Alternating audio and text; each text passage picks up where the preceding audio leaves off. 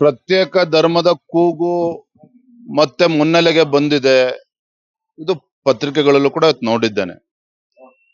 ವೀರಶೈವ ಲಿಂಗಾಯತ ಅಥವಾ ಲಿಂಗಾಯತದ ಪ್ರತ್ಯೇಕ ಧರ್ಮದ ಕೂಗು ಇವತ್ತು ಮುನ್ನೆಲೆಗೆ ಬಂದಿದೆ ಅಂತ ಹೇಳಿದ್ರೆ ಆ ಅದರ ಹಿನ್ನೆಲೆಯಲ್ಲಿ ಯಾರು ಇದರಲ್ಲಿ ಕೂತ್ಕೊಂಡಿದ್ರಲ್ಲಿ ಮಾತನಾಡ್ತಾ ಇದ್ದಾರೆ ಅನ್ನೋ ಅರಿವು ಸಮಾಜದಲ್ಲಿ ಗೊತ್ತಿದೆ.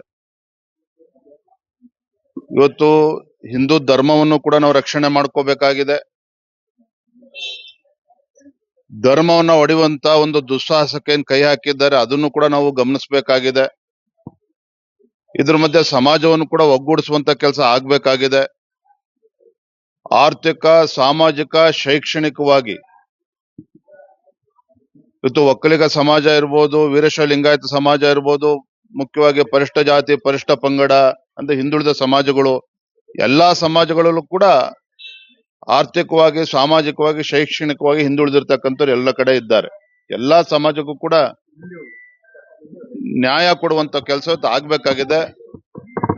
ಆದ್ರೆ ಇವತ್ತು ನಮ್ಗೆ ಅರ್ಥ ಆಗದೆ ಇರುವಂತದ್ದು, ಯಾಕೆ ಮುಖ್ಯಮಂತ್ರಿಗಳು ಸಿದ್ದರಾಮಯ್ಯನವ್ರಿಗೆ ಇಷ್ಟೊಂದು ಆತುರ? ನಾವು ನೋಡ್ತಾ ಇದ್ದೇವೆ ಕೆಲವು ಕಡೆ ಜಾತಿ ಜನಗಣತಿಯಲ್ಲಿ ವಿಕಲಚೇತನರು ಕೂಡ ಬಳಸ್ಕೊಳ್ತಾ ಇದ್ದಾರೆ. ಸರಿಯಾದ ರೀತಿಯ ಪ್ರಿಪರೇಷನ್ ಕೂಡ ಇಲ್ಲ. ಇಷ್ಟೊಂದು ಆತುರವಾಗಿ ಮುಖ್ಯಮಂತ್ರಿಗಳೇ 15 ದಿನದಲ್ಲಿ ಮುಗಿಸ್ಬೇಕು. ಈ ಆತುರ ಯಾಕೆ ಇವರು ಸಿದ್ದರಾಮಯ್ಯನವರು ಕಾಡ್ತಾ ಇದೆ? ಇದು ಎಲ್ಲರ ಮುಂದೆ ಎದ್ದಿರ್ತಕ್ಕಂಥ ಒಂದು ಯಕ್ಷ ಪ್ರಶ್ನೆ. ಆದ್ರೆ ಒಂದಂತೂ ಸತ್ಯ,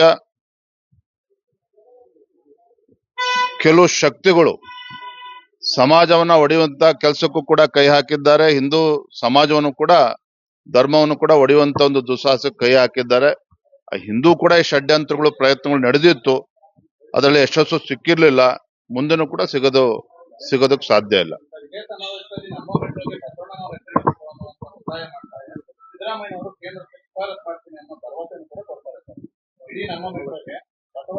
ಬಹಿರಂಗವಾಗಿ ಹೇಳೋದು ಬೇರೆ, ಅಂತರಂಗದಲ್ಲಿ ರಾಜ್ಯದ ಮುಖ್ಯಮಂತ್ರಿಗಳಿಗೆ ಏನಾಗ್ಬೇಕು ಅಂತ ಅವ್ರ ಅಪೇಕ್ಷೆ ಇದೆ, ಅದನ್ನ ಸ್ವಲ್ಪ ಸ್ಪಷ್ಟಪಡಿಸ್ಬೇಕಾಗ್ತದೆ. ಹಿಂದೆ ಮುಖ್ಯಮಂತ್ರಿಗಳಿದ್ದಾಗೂ ಸಹ ಎಲ್ಲಾ ಸರ್ಕಾರಿ ಕಚೇರಿಗಳಲ್ಲಿ ಬಸವಣ್ಣನವರ ಫೋಟೋ ಇಡಬೇಕು ಅಂತೇಳಿ ಆದೇಶವನ್ನು ಕೂಡ ಮಾಡಿದ್ರು. ಅದಾದ್ರ ಮೇಲೆ ವೀರಶೈವ ಲಿಂಗಾಯತ ಪ್ರತ್ಯೇಕ ಧರ್ಮ ಅಂತೇಳಿ ಬೆಂಕಿ ಹಚ್ಚುವಂತ ದುಸ್ಸಾಹಸ ಕೈ ಹಾಕಿರ್ತಕ್ಕಂತ ಶಕ್ತಿಗಳು ಅವ್ರು ಯಾರು ಅಂತ ಸಿದ್ದರಾಮಯ್ಯನವರು ಕೂಡ ಗೊತ್ತಿದೆ.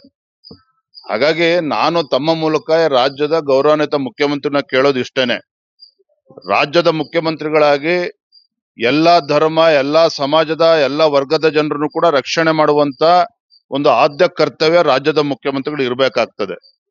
ನೀವು ಬಸವೇಶ್ವರರ ಏನು ಮೆಟ್ರೋಗೆ ಹೆಸರಿಡ್ತೇನೆ ಅಂತ ತುಂಬಾ ಸಂತೋಷ, ನಾವು ಸ್ವಾಗತ ಮಾಡ್ತೇವೆ. ಆದ್ರೆ ಸಿದ್ದರಾಮಯ್ಯನವರ ಅಂತರಂಗದಲ್ಲಿ ಏನಿದೆ ಅಂತೇಳಿ ಅದು ಬಹಿರಂಗವಾಗಿ ಹೇಳ್ಬೇಕು ಅಂತೇಳಿ ತಮ್ಮ ಮುಖೇನ ವಿನಂತಿ ಮಾಡ್ತೇನೆ.